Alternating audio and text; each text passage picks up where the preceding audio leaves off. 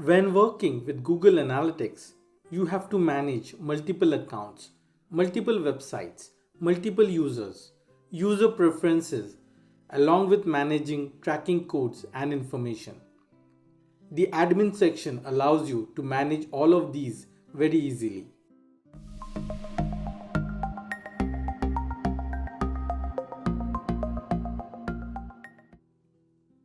We can add maximum 50 profiles per analytics account, and there is a limit of 50 analytics account per email address. That's a lot.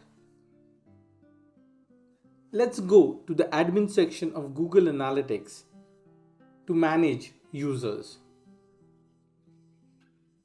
If we click on user management for an account, we can add a single user or a group of users. We only need the email ID of the new user to give access to the analytics account. We can also decide on the permissions for the new user or the user group.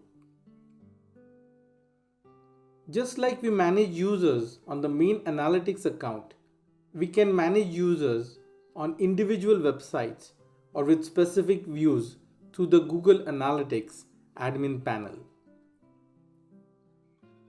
Similarly, we can look at the tracking info and the tracking code with individual websites through the admin panel.